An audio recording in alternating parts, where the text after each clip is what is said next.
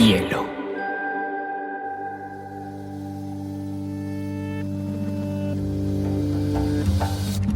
Coincide con la noción de estilo tal como se define en el diccionario. La lectura debe ser una de las formas de la felicidad y no se puede obligar a nadie a ser feliz. Pero no tengo idea de lo que vas a usar después. Entonces un libro debe describir esa situación. Y digamos que el cuento se escribe así. Y a mí la cosa más importante que me ha pasado en la vida ha sido aprender a leer una pizca de exageración en esa frase.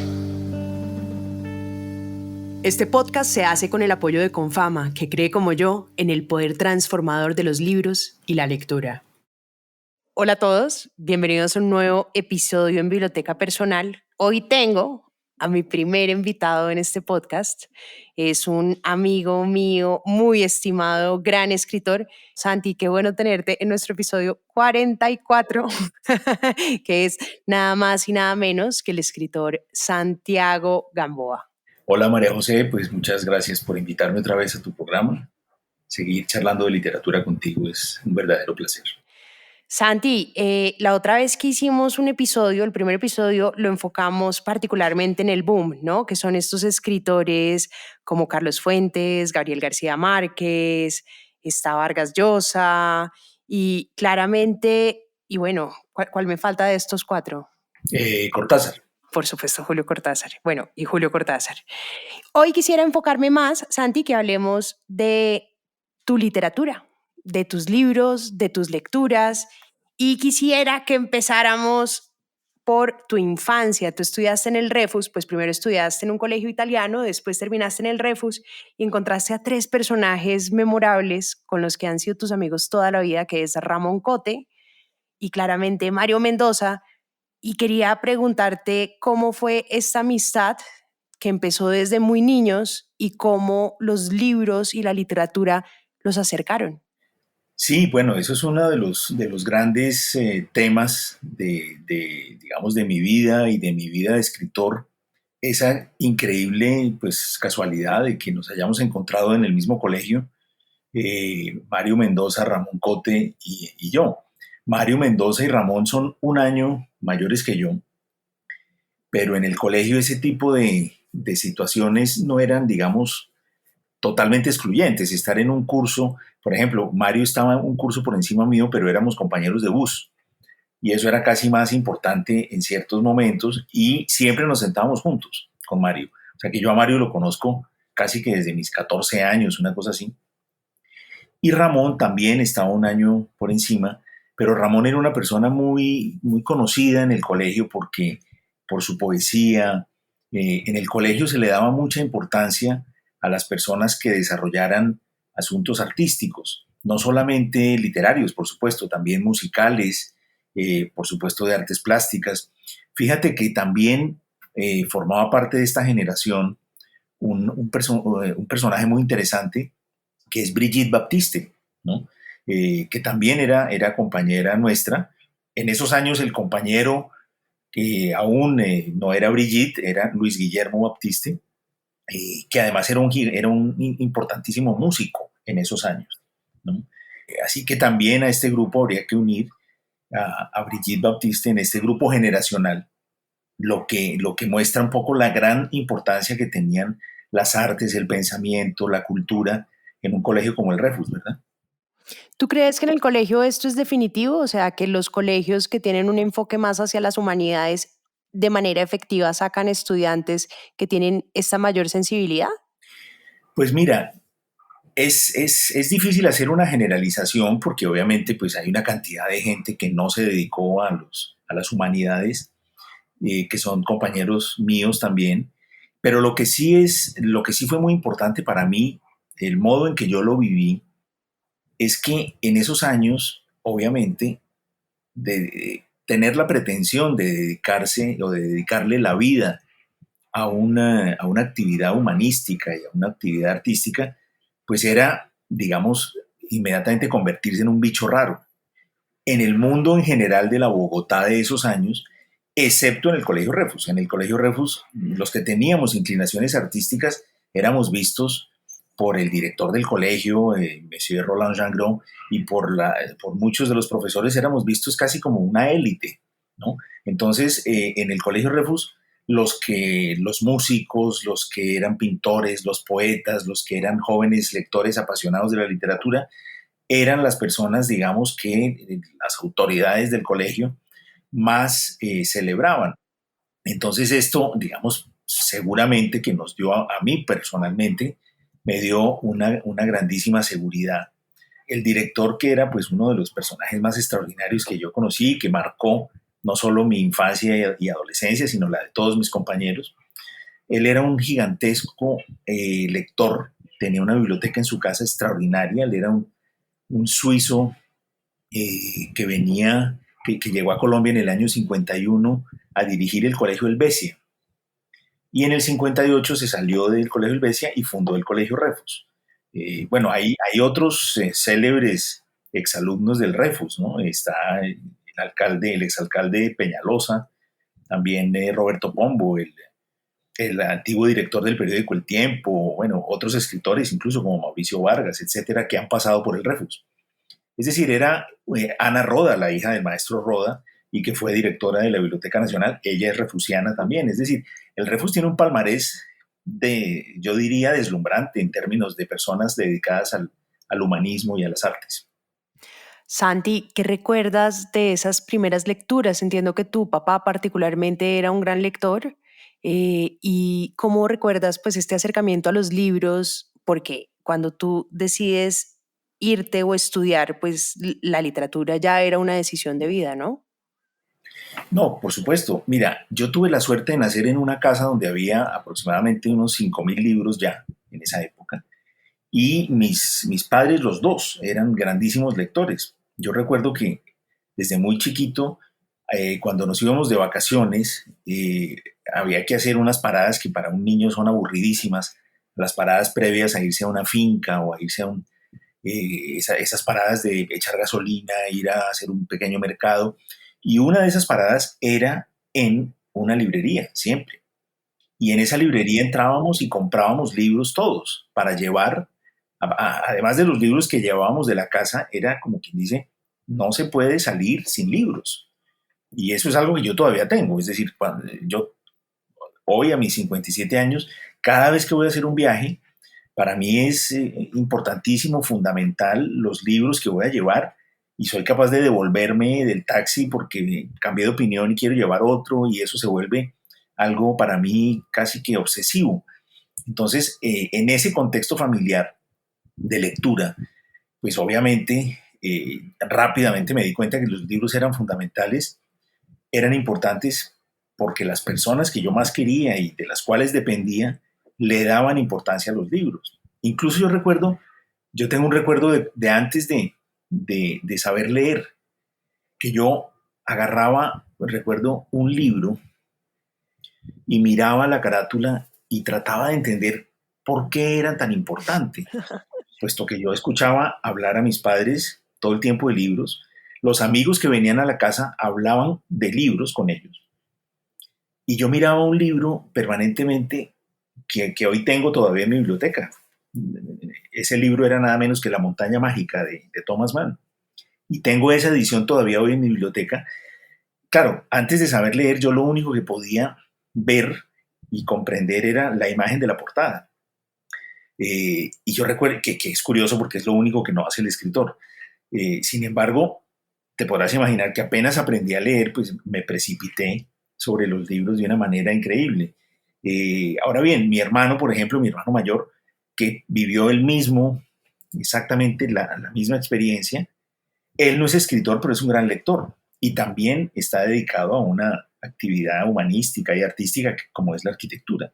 Entonces, evidentemente, todo esto nos marcó desde muy niños. Total.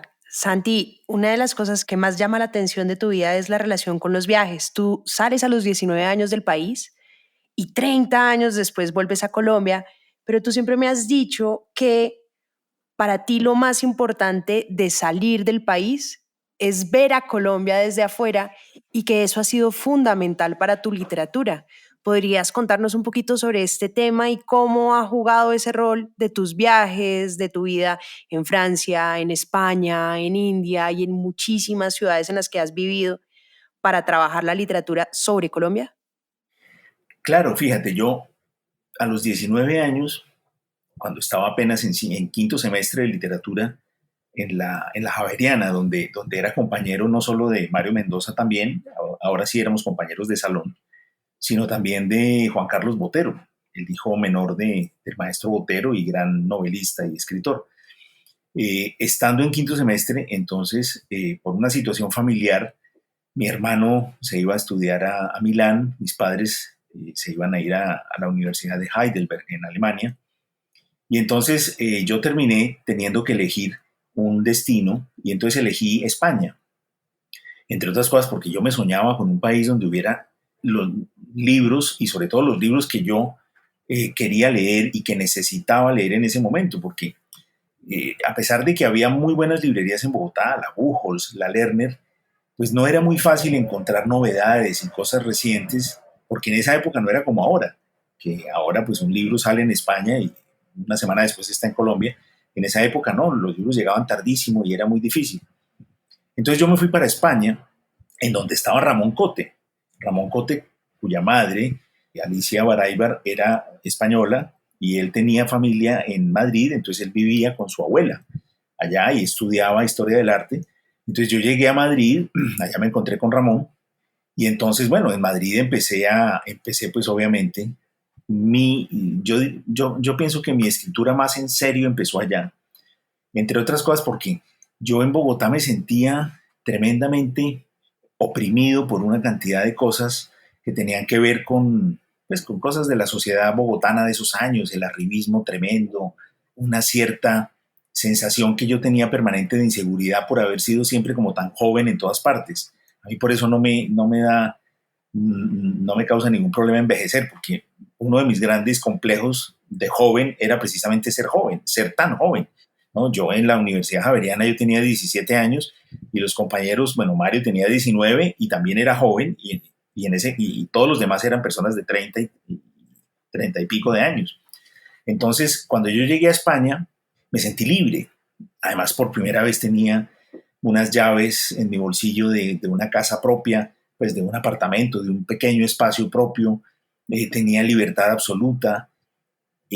Fíjate que yo nunca sentí, cuando yo viajaba, desde ese primer viaje que hice, yo nunca sentí que me alejaba, sino más bien que me acercaba a algo que me interesaba y que tenía que ver con la literatura.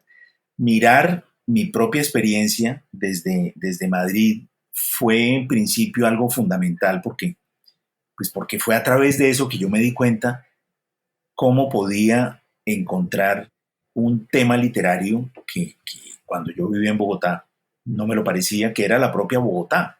Bogotá no tenía novelas. Bogotá es una ciudad que ha sido muy olvidada en general por las artes, inclusive por la música. Yo creo que es la única capital de América Latina que no tiene una canción, una canción importante, a pesar de que se la menciona en algunas. No tiene un gran poema, como si lo tienen Buenos Aires, La Habana, Ciudad de México, en fin, grandes capitales de América Latina que han sido celebradas por la literatura, por la música. Bogotá era una ciudad absolutamente olvidada, y entonces yo recuerdo que con Mario, cuando salíamos de la universidad a pie por la carrera séptima, pensábamos, ¿y qué vamos a escribir nosotros habiendo nacido en esta ciudad tan poco literaria? Nos parecía que era una ciudad muy poco literaria. Pues yo encontré el modo de hablar de Bogotá precisamente gracias a la distancia, mirándola con cierta nostalgia, recordando. Yo creo que la nostalgia para un joven escritor es muy importante porque eso le indica una serie de caminos. Eso fue lo que yo encontré. Y a partir de ahí, para mí los viajes se convirtieron en algo fundamental. Precisamente por lo que te decía al principio, esa sensación de estar acercándome a algo importante que tiene que ver con la literatura, más que con la propia vida o inclusive con los mismos lugares. Y entonces después de España yo me voy para París. Yo quería, como todos los de mi generación, pues íbamos a París casi que en peregrinación cortasariana, ¿no? Y llegábamos a París buscando a la maga y queríamos transformarnos. Pensábamos sinceramente que París nos iba a hacer mejores escritores, mejores intelectuales, nos iba a convertir en personas con una comprensión más profunda de la vida y del mundo. Y así llegué yo a París a mis 24 años, con $600 en el bolsillo y a tratar de inventarme una vida. De hecho, Santi, uno de tus libros más aclamados y el que yo siempre recomiendo porque te confieso que es mi favorito, es El síndrome de Ulises. Y es un poquito autobiográfico, ¿no? Porque es este joven que llega a París, que quiere ser escritor. Hay una escena impresionante de él lava platos y se quema con el picante en las manos. Pero es como de verdad los escritores que comen mierda, por así decirlo. Sí, exactamente, cuando hay, porque no siempre, no siempre hay, pero efectivamente las experiencias que yo viví en ese primer año y medio en París, que fueron muy duras, están recogidas en el síndrome de Ulises, la gran mayoría de eso, de esas experiencias tristes, difíciles, porque París es una ciudad complicada a la que yo llegué pues muy joven, sin apenas contactos, lleno de ideas, lleno de sueños, un poco como el joven del síndrome de Ulises, queriendo convertirme en escritor y creyendo sobre todo que la experiencia parisina, yo recuerdo, Vargas Llosa era muy importante para mí en esos años. Yo recuerdo que Vargas Llosa siempre decía que la experiencia de haber vivido unos meses en París siendo joven, de haber caminado por la Rue Bonaparte, me acuerdo, de haberse de alguna manera como contaminado con ese aire, era fundamental había sido fundamental para él en su trabajo inicial de escritura. Y yo creía profundamente en eso, es decir, yo soy de una generación para la cual los autores del boom eran como los clásicos, eran nuestros clásicos de la literatura, pero que además a esos clásicos los podíamos conocer.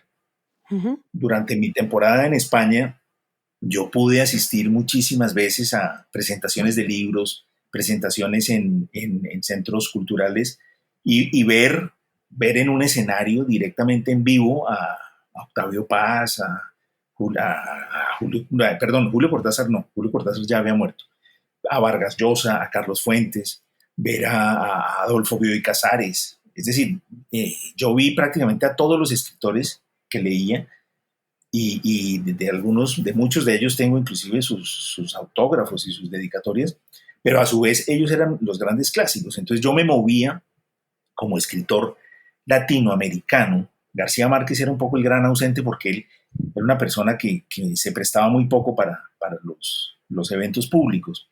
Más adelante lo conocería, pero ya estando en París. Entonces, para mí, la imagen de París tenía que ver con todos ellos, tenía que ver con los autores que para mí eran más importantes, Cortázar, Vargas Llosa, por supuesto García Márquez. García Márquez vivió en la Rue de Cuyas, en un hotel que hoy conserva además en la entrada hay un bronce con su cara, recordando que él escribió ahí, el coronel no tiene quien le escriba. Para García Márquez también fue importante París y para muchos de los escritores que yo leía y admiraba en ese momento, como Henry Miller, por ejemplo. Henry Miller, que tiene una temática muy erótica, muy sexual, muy fuerte y que de alguna manera tiene que ver también con mi novela El síndrome de Ulises, ¿no? Esos momentos en los cuales las dificultades económicas, las ausencias y las carencias hacen que se explote más bien la necesidad y la búsqueda del placer, como para intentar equilibrar la vida. París fue para mí todo eso, fue una escuela, porque Madrid era una ciudad muy divertida, lo sigue siendo. Madrid era como estar en un bar, y después de ese bar, llegar a París era como llegar a una especie de escuela militar, donde todo era más difícil, donde cualquier paso era más complicado, donde hacía más frío, donde todo estaba más lejos. Pero era ahí, en esa ciudad, donde yo pensaba que estaba un posible destino literario. Y fíjate que logré sobrevivir a ese primer año y medio y cuando publiqué mi primera novela viví en París. Es decir, yo escribí prácticamente mi primera novela que ya traía desde Madrid con unos borradores, pero mi primera novela prácticamente se define y se forma y se publica estando yo en París. O sea que al final, digamos que esa especie de santoral de autores del boom latinoamericano, pues terminó por ayudarme. Santi, de hecho estabas tocando ahorita un tema que estás mencionando a Henry Miller y otro de los temas del síndrome de Ulises efectivamente es el erotismo y la sexualidad. porque hay prostitutas, tríos, mejor dicho, la iniciación sexual con toda. Pero siempre me ha llamado la atención, Santi, y lo hemos conversado ya en varias ocasiones, que la literatura nunca, o hay muy poquita literatura erótica que valga la pena, y este es uno de tus grandes expertise. ¿A quién has leído? ¿Quién te gusta? ¿Y cómo ves esta temática tan alucinante en tu obra? Bueno, fíjate que el tema erótico es algo para mí muy importante en la literatura, es decir, es como traer el cuerpo a la literatura. Hay una literatura que prescinde prácticamente del cuerpo y se centra en otros temas. Y yo creo que eso es uno de los grandes temas de la literatura, como lo es el humor, por ejemplo. El humor también durante mucho tiempo, y para muchos autores, era como algo extraño a la literatura, era como una especie de cuerpo no literario, y que se dejaba de lado hasta que de repente se descubrió, y muchos autores incluyen el humor, y el humor se convirtió en una de las grandes, digamos, en uno de los grandes elementos, herramientas literarias, de la misma forma que el erotismo. Fíjate que el erotismo fue una lucha, ahí tiene sus mártires y todo, pues D.H. Lawrence no era publicado, sus libros estaban prohibidos, bueno, Henry Miller ni se diga, es decir, Henry Miller no estaba publicado en Estados Unidos porque sus libros de temática, pues, erótica, es decir, en realidad la literatura no es que sea una literatura erótica, es que la literatura es una mirada estética y humanista sobre la vida, y el sexo, Ujú. el erotismo, el placer, forman parte esencial de la vida. Las cosas que son importantes para la vida son importantes para la literatura, y el cuerpo y el placer del cuerpo estaban como dejados de lado, pues, por nuestra formación obviamente judeocristiana. Sin embargo, con antecedentes importantes, y antecedentes casi de autores que fueron dejados de lado por la historia de la literatura. Uno de ellos, yo siempre lo recuerdo, y gracias a la universidad en España lo pude leer, que es un monje del siglo XVII que se llama Francisco Delicado, que tiene una novela que se llama La Lozana Andaluza, que es una de las novelas más eróticas, con unos juegos verbales extraordinarios para describir, pues, el cuerpo, para describir la desnudez, haciendo unas comparaciones maravillosas con cirios pascuales, y haciendo es decir, en donde el erotismo. ¿Y quién es la Lozana Andaluza? Es una prostituta que trabaja en Roma, y que en un momento dado inclusive se le aparece al propio autor en la novela. Es una novela de una modernidad increíble. Hay un capítulo de la novela en la que está el fraile Delicado escribiendo. Él se describe a sí mismo sentado en su mesa trabajando, y de repente se abre la puerta y entra su personaje. Entra la Lozana Andaluza a decirle: oye, tú, que andas contando cosas de mí, eres un pervertido, etcétera. Es decir, ese tipo de literatura un poco proscrita, un poco prohibida, a mí siempre me llamó la atención, y me parecieron grandes mártires los que se atrevieron a tocar esos temas. Es algo que después la literatura ha ido normalizando de una manera muy, pues, muy también acorde con los tiempos, ¿no? Es como las literaturas con temáticas homosexuales, por ejemplo, y ahora, pues, con todas las otras versiones y posibilidades del cuerpo y de su placer erótico, que de alguna manera la sociedad ha ido normalizando, y todo eso irá incorporándose lentamente a la literatura.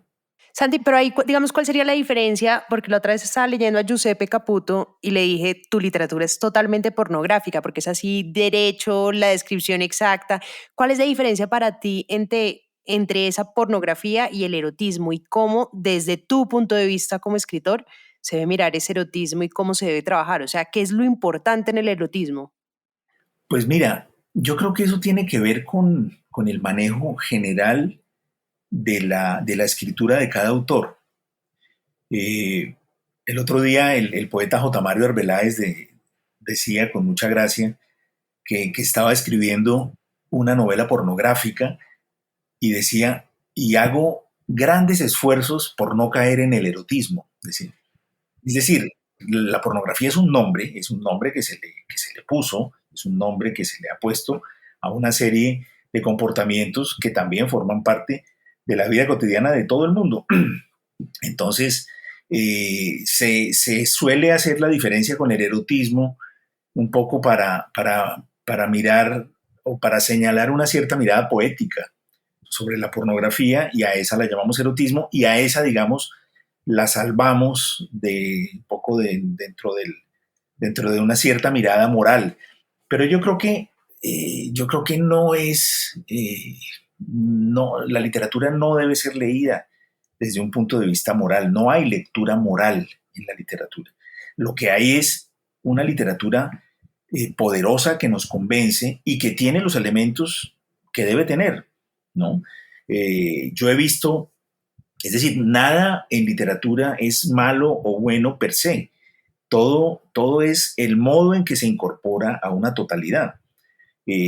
Lo que es un poco como la verosimilitud. ¿Qué es verosímil en una novela y qué no es verosímil? Eso depende de cada novela. En Cien años de soledad, que una muchacha salga y se vaya volando hacia el cielo, flotando hacia el cielo, y desaparezca Remedios la Bella, es perfectamente creíble en Cien años de soledad. Pero si ese episodio lo ponemos en Rayuela de Julio Cortázar, es completamente inverosímil. O si el mismo episodio lo ponemos en La Casa Verde de Vargas Llosa, es completamente inverosímil. Es, en cambio, verosímil allí donde surgió ese episodio y para el cual fue creado. Entonces, a lo mejor un episodio de Henry Miller puede ser, del mismo modo, perfectamente pornográfico y estridente si lo trasplantamos a una novela de, no sé, de Henry James.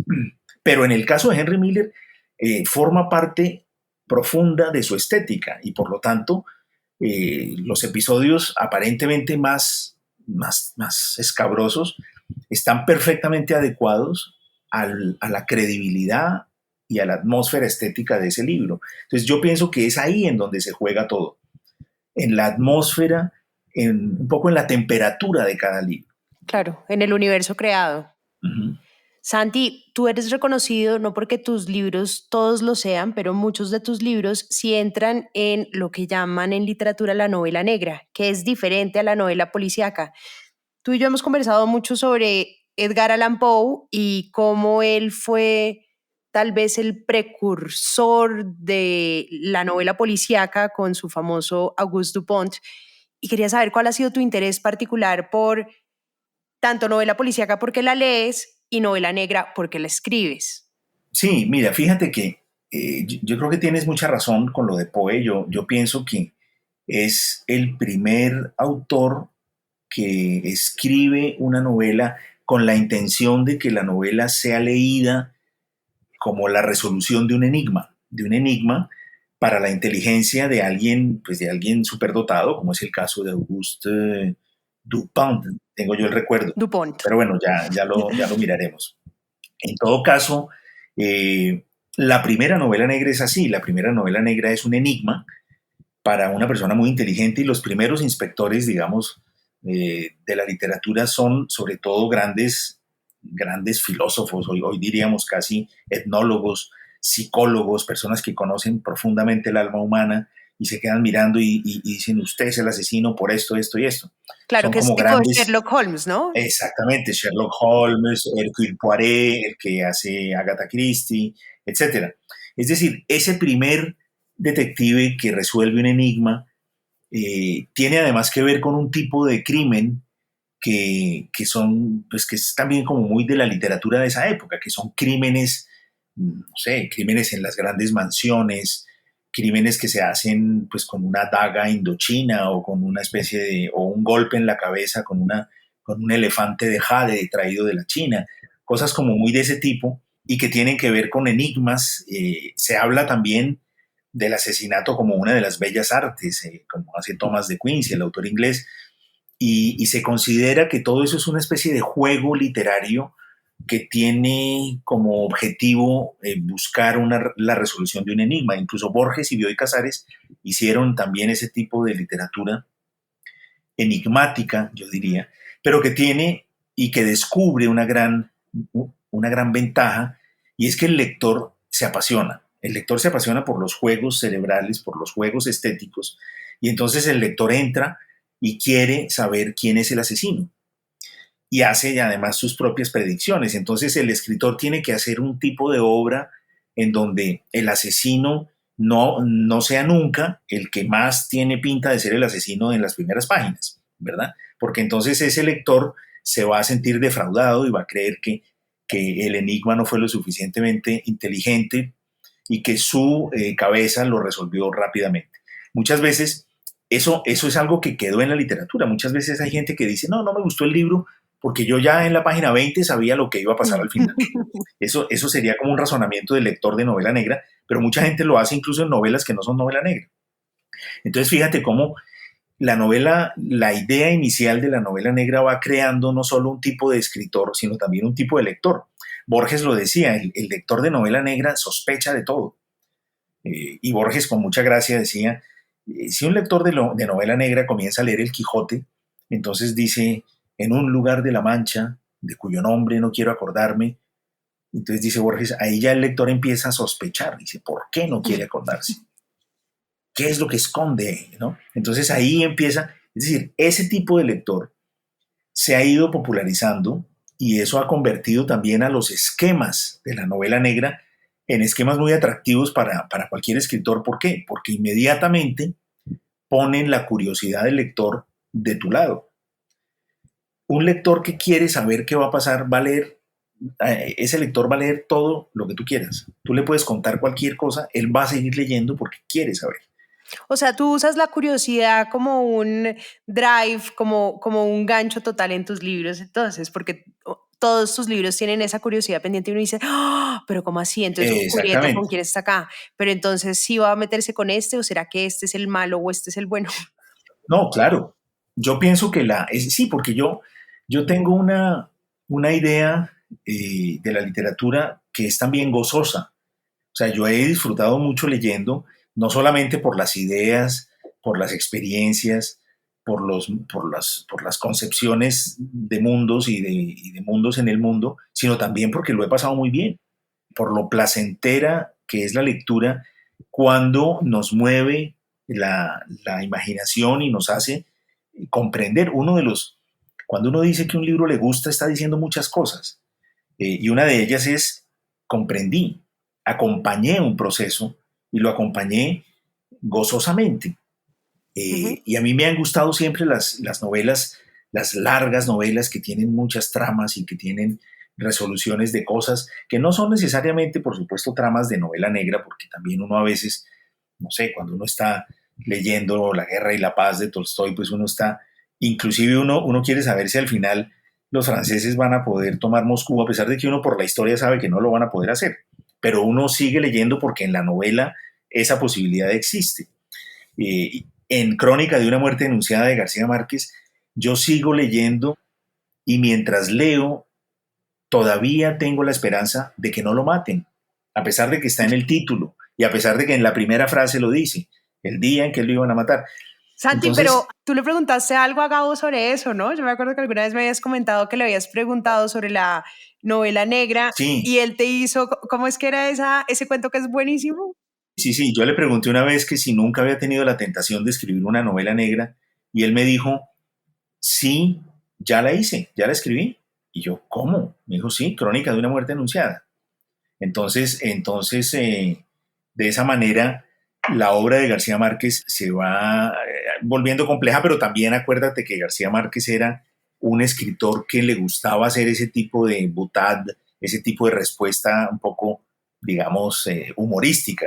Él decía que la novela negra que más le gustaba era Edipo Rey, en donde el asesino y el detective eran la misma persona. Pero fíjate cómo la novela y la literatura tenía ya desde antes, digamos, el enigma, el componente de curiosidad. Cuando tú ves una novela como Crimen y Castigo de Dostoyevsky, es claramente una novela negra. Es decir, lo que pasa es que hay un drama moral y hay un drama que tiene que ver un poco con la búsqueda, con esa búsqueda religiosa de Dostoyevsky, que era un hombre muy creyente, y entonces él, en Crimen y Castigo, casi que hace un estudio sobre la culpa, porque en el fondo es el sentimiento de culpa lo que hace que Raskolnikov termine confesando su crimen, un crimen que por lo demás, del que él no se siente para nada arrepentido. Él cree que el mundo va a ser mejor después de haber asesinado a ese par de de mujeres, de ancianas, de egoístas según él, y en fin. Entonces, él cree que el mundo necesariamente tiene que ser mejor después de eso, y sin embargo, el sentimiento de culpa hace que se entregue. El detective lo único que hace es sentarse a esperar a que el sentimiento de culpa acabe con Raskolnikov y termine entregándose. Entonces, ese tipo de elementos ya existen en la literatura desde hace mucho, desde sus inicios. Lo que señala García Márquez es muy cierto. Es decir, los componentes de curiosidad, de anomalía, porque si cuando tú te pones a mirar una novela negra que es, en el mundo anglosajón, tiene cierta lógica, porque los anglosajones tienen esta cosa un poco de la interiorización de la, digamos, de la vida religiosa y de los valores, hace que ellos sean como muy, son personas que es muy, muy apegadas a las normas, al hecho de que una sociedad debe tener un equilibrio, y de repente ocurre una anomalía, que es un crimen, un asesinato. Entonces, la novela negra es de alguna manera es la historia de cómo se restituye la calma, cómo el orden regresa después de una anomalía, que es un crimen. Entonces, en los mundos protestantes y anglosajones, la novela negra tiene muchísimo éxito también, precisamente porque es un poco la historia del regreso al orden después de una tremenda anomalía. Entonces, fíjate cómo tiene una cantidad de contenidos y de definiciones que son muy humanistas, muy históricas, y que van mucho más allá de lo que sería, digamos, una novela un poco más esquemática, que sería lo que podemos llamar las novelas policiales, en donde hay muchísimos autores. Hay uno que a mí me gusta mucho, que es S.S. Van Dyne, en donde él es el personaje, digamos, el mismo autor es el personaje de todas sus aventuras, pero son libros muy esquemáticos, en donde prácticamente no se hace una construcción verdadera de personajes, en donde hay una especie como de galería de fantasmas que están ahí, y solamente se desarrolla digamos, el héroe y el antagonista. Las verdaderas novelas negras poderosas, como las de Patricia Highsmith o las de Henning Mankell o Leonardo Padura, son novelas que traen mundos, o sea, son grandes novelas. Antes de ser novelas negras, son gigantescas novelas. Después son novelas que tienen esa temática, pero esa temática está acompañada de la descripción de un mundo, del retrato profundo de los personajes y casi yo diría como del alma humana. Es decir, son grandes tratados también sobre los seres humanos, sobre el presente, sobre las relaciones sociales, sobre la historia. Santi, hablemos precisamente de Leonardo Padura, que tiene además uno de tus detectives favoritos, que es Mario Conde, que es como un Sherlock Holmes borracho y cubano, pero que a ti te gusta mucho y lo disfrutas mucho. Este es uno de tus detectives favoritos. ¿Qué te gusta de él y por qué te gusta Mario Conde y el universo que creó Leonardo Padura para este gran personaje? Bueno, Mario Conde es uno de los pocos detectives que quiere ser escritor. Eso es una cosa que a mí me gusta mucho. Es un tipo que tiene una gran solidaridad con sus amigos, con su barrio, con su cuadra, casi diría yo. Es una persona buena, en el buen sentido, como dice el verso, en el buen sentido de la palabra bueno. Es una persona buena que quiere mucho a su sociedad, que quiere incluso a su país. Bueno, tú sabes que los cubanos son muy nacionalistas, y en ese sentido un personaje de Padura como Mario Conde lo es también. Es un gran enamorado de la música, del cine, por supuesto también de la literatura. Es decir, es un personaje absolutamente entrañable del que yo quisiera ser amigo. Yo no quisiera ser amigo de muchos policías que transitan por otro tipo de novelas. No siento que tengo nada en común con los detectives de novelas de autores que me gustan mucho, como por ejemplo Henning Mankell. Henning Mankell tiene un detective que se llama Wallander. Yo creo que yo no tendría nada que hablar con Wallander. Es una persona muy diferente, no tengo ningún gusto en común. En cambio, con Mario Conde sí. Mario Conde es un cubano culto, es un cubano sabroso que le fascina el ron y sentarse a mirar partidos de béisbol. Es un latinoamericano, es un caribeño extraordinario, del que cualquier lector seguramente quisiera ser amigo. Y el universo de Leonardo Padura me parece uno de los más atractivos. Bueno, yo no podría decir de mi generación, él es bastante mayor que yo, pero en todo caso a Leonardo yo lo conozco desde hace 35 años más o menos. De hecho, lo conocí antes de que tanto él como yo fuéramos escritores y fuimos periodistas y trabajábamos haciendo unos cubrimientos en un festival de novela negra que había en España que se llamaba La Semana Negra de Gijón, en Asturias. Y la primera vez que yo fui a esa Semana Negra, fui invitado como periodista, porque yo era corresponsal del Tiempo en París, antes de haber publicado nada. Y recuerdo que digamos que en la mesa, en la sala de prensa, yo compartía mesa con un estrafalario periodista cubano que no hacía nada más que fumar tabaco negro y olía a tabaco negro a 1 kilómetro, y era Leonardo Padura. Él sí había publicado un pequeño librito muy modesto, Pasado Perfecto, en una edición que se le desbarataba a uno en las manos, pero claro, ahí, desde esa época lo conozco yo a Leonardo y bueno, y lo admiro y he leído toda su obra y conozco perfectamente su trayectoria, y me parece que es uno de los grandes casos en donde tener éxito no está referido a un solo libro, aunque fue un libro, el libro El hombre que amaba a los perros, el que de alguna manera le dio más visibilidad. Pero es una visibilidad que cuando el mundo entero se asomó a su obra, resulta que se encontró con una obra muy extensa, larga, profunda, y entonces pues Leonardo Padura tiene un peso literario maravilloso, y es por eso que su obra y su nombre son ya sinónimo de talento y de creatividad.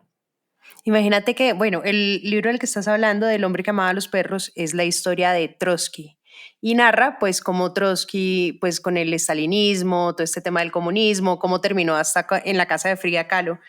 Pero cuando me terminé de leer ese libro, pues obviamente es de una época mucho anterior que la mía, me lo encontré una vez en un High Festival y le dije, oye, Leonardo, me leí tu libro y por fin, Leonardo, gracias a ese libro entendí qué es el comunismo. Y se voltea y me dice, afortunadamente tú sí, porque yo no.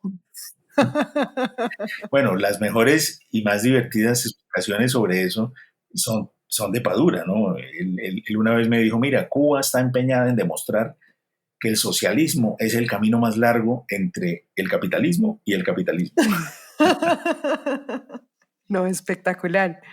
¿Tú cómo ves ese tema del comunismo? O sea, ¿cómo has visto? Porque a mí me llama mucho la atención cómo estos escritores, como sobre todo los cubanos, se han quedado en una isla, y hay como dos, ¿no? Hay dos tipos de escritores, los que se van para escribir y criticar Cuba, o Leonardo, que es el único que se ha quedado dentro de Cuba, que el gobierno ha aceptado, pero claro que no siento que él sea tan crítico. ¿Cómo ves esta relación entre Latinoamérica y esa literatura que ha buscado jugar un rol casi que político?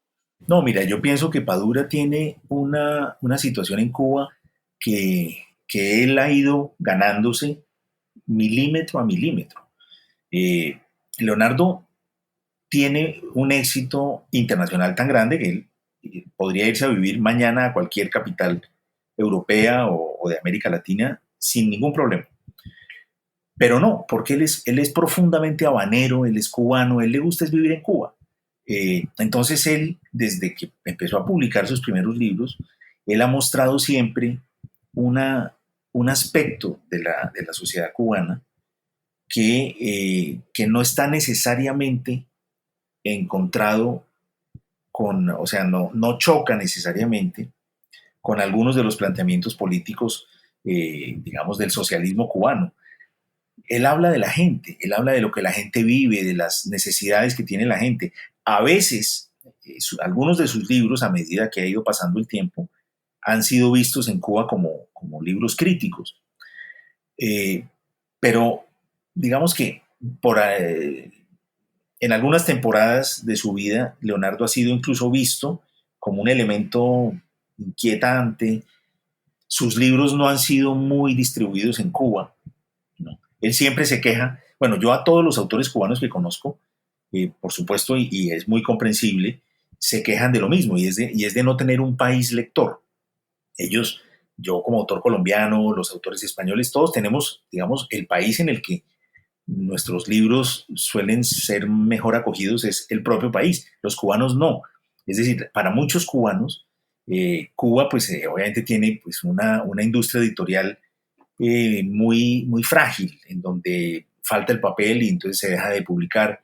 Se hacen ediciones pequeñas y se acaba la edición y no se vuelve a reeditar porque el poco papel que queda es para otros libros. En fin, tienen esas limitaciones tremendas, pero en el caso de Padura, pues él dice y argumenta que ha sido muchas veces dejado de lado, que no le dan el espacio que considera que debería tener, entre otras cosas porque él tiene muchísimos lectores en Cuba y son esos lectores los que piden ansiosamente sus libros y sus libros llegan con cuentagotas, ¿no? Ujú. Entonces él ha tenido esa curiosa doble situación, es decir, la de ser un autor que muchas veces ha sido incómodo para el régimen, pero que como nunca se ha ido de Cuba y como siempre ha mantenido en Cuba una especie de perfil bajo, pues tampoco ha sido un autor que haya sido, digamos, condenado ni llevado, digamos, a tomar decisiones drásticas. Lo que en algunos contextos ha sido un problema para él. Por ejemplo, muchos cubanos de Miami, que son muy radicales, pues lo consideran, digamos, entre comillas, una especie de tibio que no escribe las cosas verdaderamente importantes de los sufrimientos cubanos, etcétera. Y algunos que son radicales sostenedores y que apoyan el régimen cubano, pues también lo acusan de ser demasiado extranjerizante y de darle gusto pues a los estereotipos extranjeros sobre Cuba. A mí me parece que no, que Leonardo es un autor muy, muy, muy individual. Como todo autor, es que todo autor tiene una mirada que le es propia del mundo. Entonces esa mirada no tiene por qué responder ni a la de unos ni a la de otros, ni ser democrática. Es decir, no hay nada más antidemocrático que el mundo del arte. ¿Por qué? Pues porque es la visión de un individuo sobre el mundo. Y yo creo que Leonardo, amparado en eso, ha hecho una trayectoria extraordinaria y ha logrado el respeto incluso de las autoridades cubanas tiempo después. Yo he visto a Leonardo, nos encontramos mucho por el mundo, y he visto cómo en las presentaciones que él hace, en las ciudades a las que va, siempre se presenta el embajador de Cuba. Algunas veces él me dice al oído, viene un poco a vigilar a ver qué es lo que digo, pero al final al embajador de Cuba le gana la admiración y las ganas de estar del lado de él. Entonces, Claro. generalmente son personas amables. ¿Sí?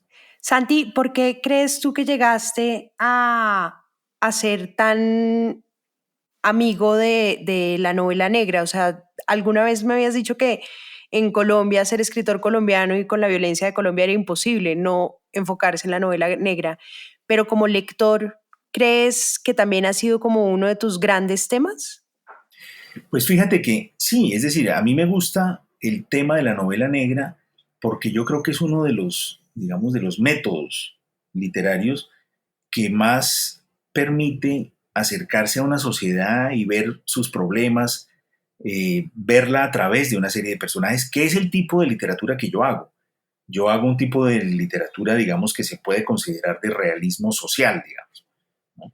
Si yo hiciera una literatura de un corte histórico o de un corte más filosófico, probablemente el esquema de la novela negra pues no me serviría o no sería tan eficaz.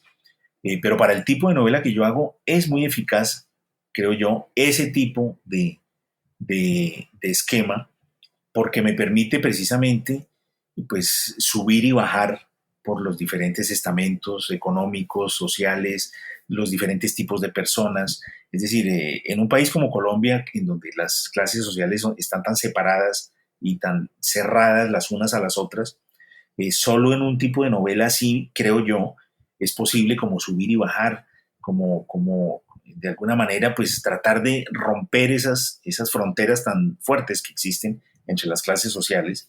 Un tipo de novela diferente, yo qué sé, invento algo ahora, un tipo de novela romántica, por ejemplo, sería mucho más difícil de lograr una mirada completa de la sociedad, puesto que las relaciones, generalmente en un país como Colombia, las relaciones afectivas se dan entre clases sociales cerradas. Es decir, Claro. es muy raro que una persona de una clase alta termine teniendo una relación sentimental con una persona de clase baja, etcétera. Entonces, mientras que en el tema de la novela negra sí se permite esta especie como de ascenso y descenso a lo largo y ancho de lo que es la sociedad. Y eso me parece más interesante para el tipo de novela que yo he querido hacer y que estoy haciendo un poco en este momento. Ahora, unido a lo que te decía antes, la curiosidad, el manejo de la curiosidad, y también porque yo me formé como lector dentro de un tipo de novela latinoamericana que tiene esa tradición, la tradición de intentar investigar la sociedad en la que se genera, en la sociedad a la que uno pertenece, la sociedad que vive en torno a uno. Y eso es algo que para mí está como marcado en mis intereses de lector. Recuerda que uno siempre escribe el libro que le gustaría leer, ¿verdad? Entonces, a mí me gustan los libros que a través de personajes me permiten comprender mundos diferentes, sociedades distintas de la mía. Por eso también me gusta la novela de Henning Mankell, la novela negra de Henning Mankell. Yo he estado solamente 2 veces en Suecia, pero desde que fui la primera vez y caminé por Estocolmo, yo sentía que conocía eso. Y lo conocía porque había leído a Henning Mankell y también al autor de Milenio, que se me va ahora el nombre. Pero en fin, la novela negra le permite a uno conocer tantas ciudades de Estados Unidos, Baltimore, por ejemplo, Chicago, ciudades que yo he conocido a través de las novelas de Raymond Chandler, ¿no es cierto? Entonces, eso es uno de los grandes placeres literarios para mí, ¿no?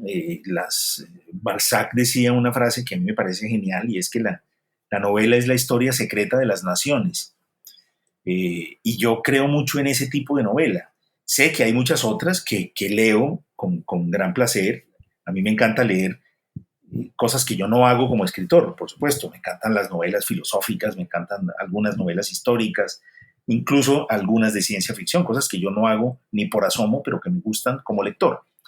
Pero yo soy más de esa formación de un poco de, yo casi diría del boom latinoamericano, de los autores del boom, que tenían la sensación de que a través de sus libros estaban haciendo como estudios de una sociedad, como grandes versiones de lo que era el mundo del que al que ellos pertenecían.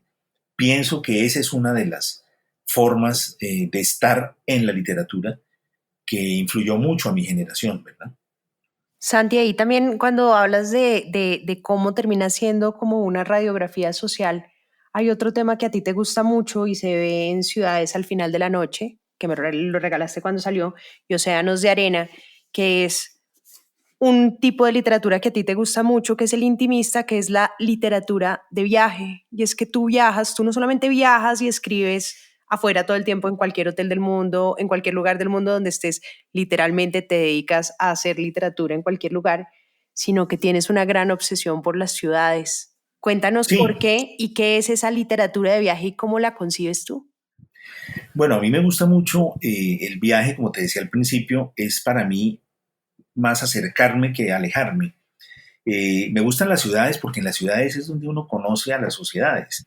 La naturaleza no es del hombre, el hombre forma parte de la naturaleza, pero la naturaleza, que es hermosa, yo también he hecho viajes de naturaleza y me encanta ver cataratas y ver volcanes y ver bahías y ríos, todo eso, pero en donde más se ve un poco la industria humana es en las ciudades. Ahí es donde está el caos o el orden, ahí es donde está la simetría o digamos, la sensación de oscuridad y de pérdida.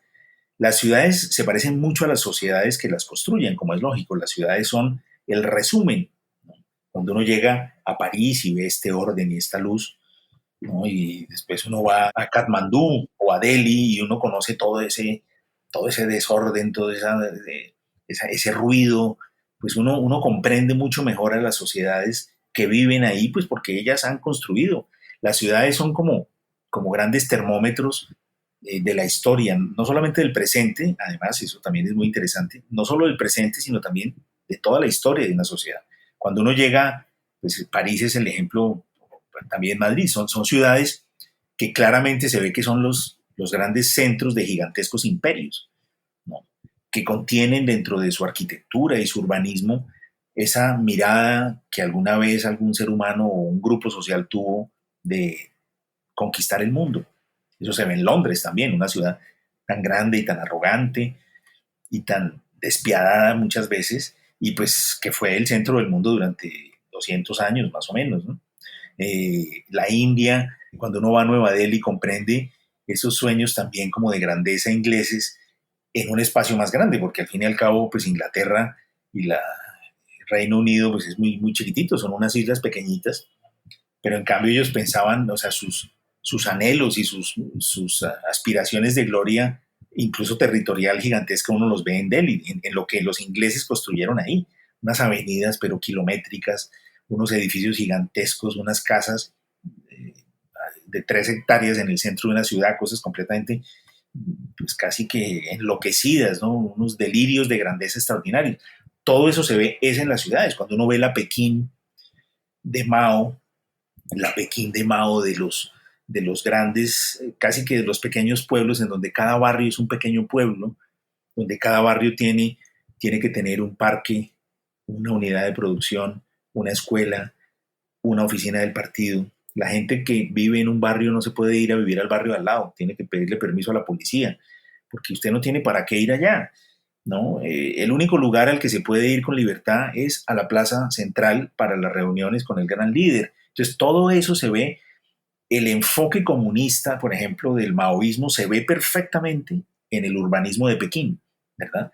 Y lo mismo pues en la revolución rusa se ve en el metro de Moscú, se ve en los delirios también imperiales de Stalin con esos gigantescos rascacielos que iba a construir 7 y creo que solo alcanzó a construir 5. Uno de ellos es un hotel, por cierto, muy bonito y que recomiendo mucho, que es el Hotel Ucrania. Es decir, toda la industria, la historia, los anhelos, la representación de la grandeza de una sociedad se ve en el urbanismo y en las ciudades que han creado. Por eso me fascinan las ciudades. También, yo qué sé, la sensación de encontrarse uno solo delante de un mundo que es nuevo, es como cuando uno llega a una obra literaria o a un pensamiento filosófico nuevo. Empieza uno como a investigar. A mí me gusta, cuando llego a una ciudad, generalmente un hotel, me gusta como empezar a hacer paseos cercanos, me gusta ir a la calle de atrás del hotel. Generalmente el hotel tiene una entrada bonita frente a un parque, pero a veces lo que ocurre en la parte de atrás es más interesante, en una calle más bien oscura, en donde encuentra uno a los empleados que salen a fumar o a las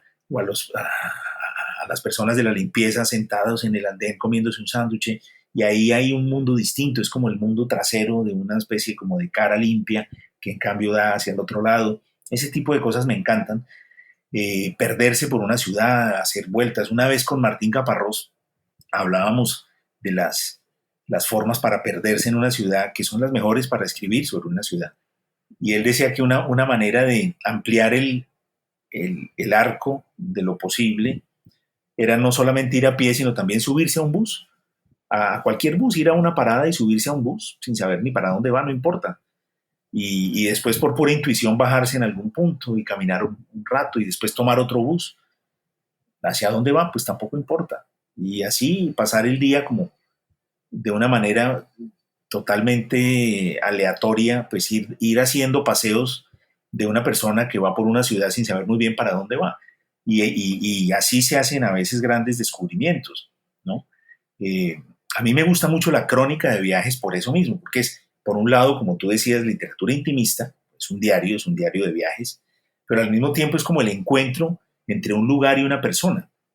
Esos encuentros, para mí, son extraordinariamente ricos porque es como dos mundos. O sea, uno trae en su cabeza un universo, en su memoria. Fíjate que es casi como la lectura. Uno es lector con toda su vida, no solamente con lo que sabe o con lo que aprendió o con un taller de literatura, no. Uno es lector con toda su vida. Cuando uno lee un libro y le gusta, ahí está operando su infancia, sus sueños, su adolescencia. Lo mismo cuando uno llega a una ciudad, ahí está operando todo, no solamente el conocimiento geográfico, histórico o político de una zona del mundo, está operando la infancia, los temores, el afecto, la indiferencia de los demás, los primeros viajes con alguien de la mano hacia un pueblo.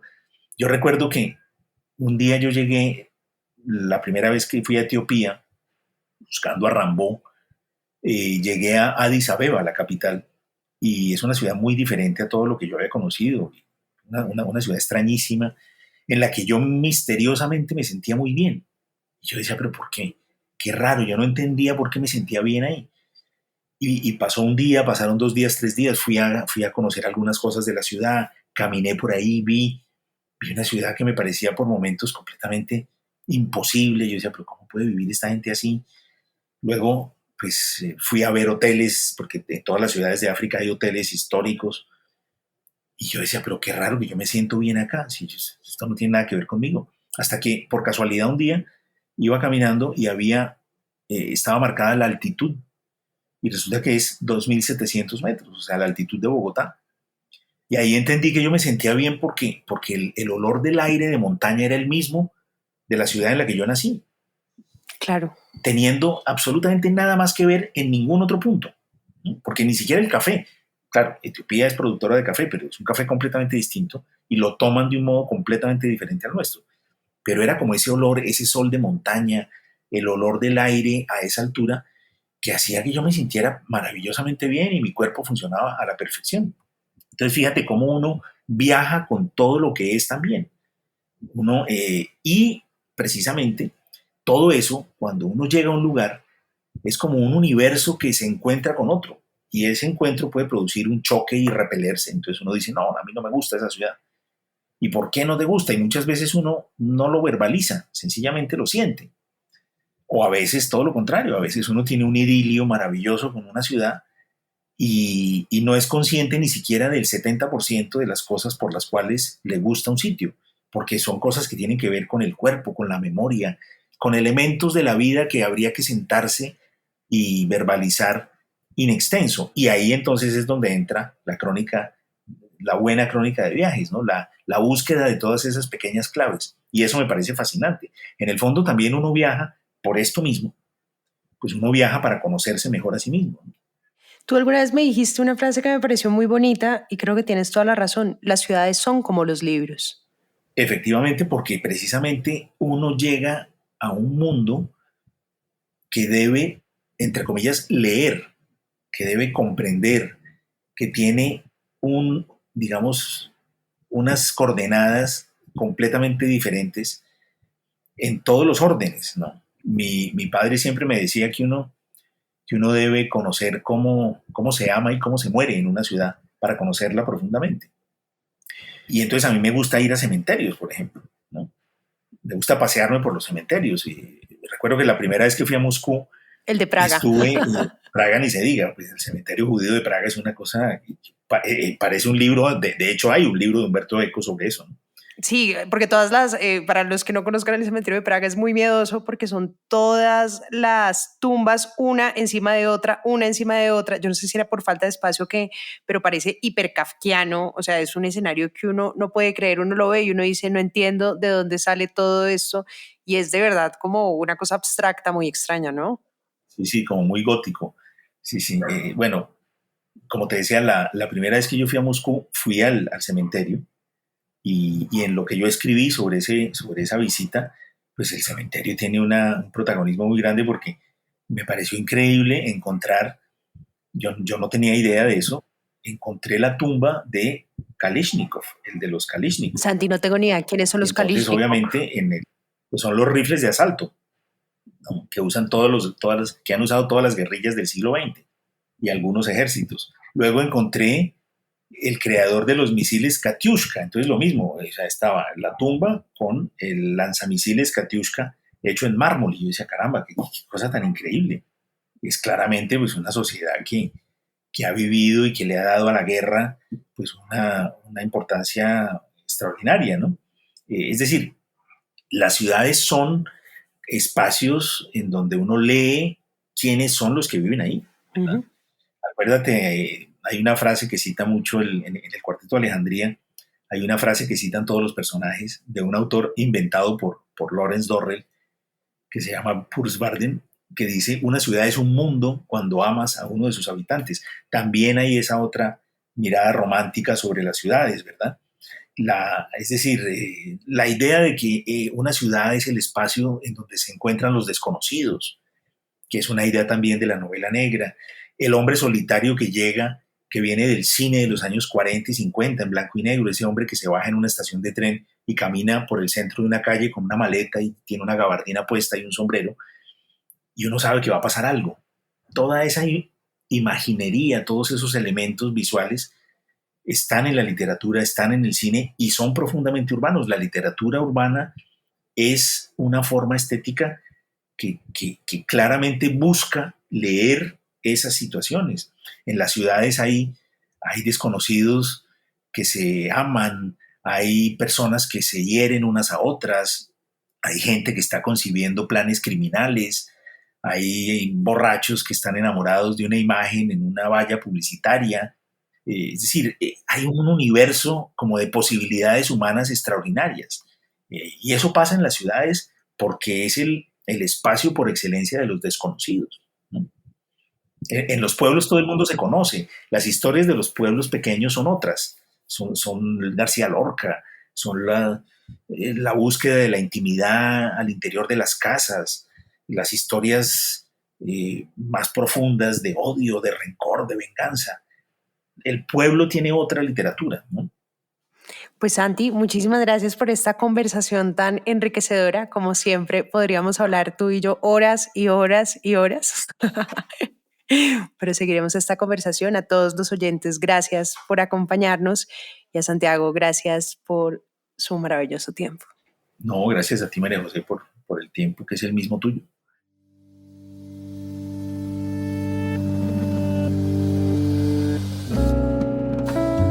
Este es un podcast para contagiar el amor por los libros, porque no hay mejor forma de incentivarlo que desde la divulgación.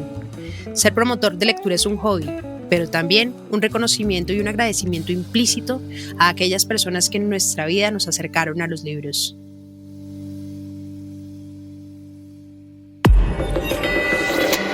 Bielo.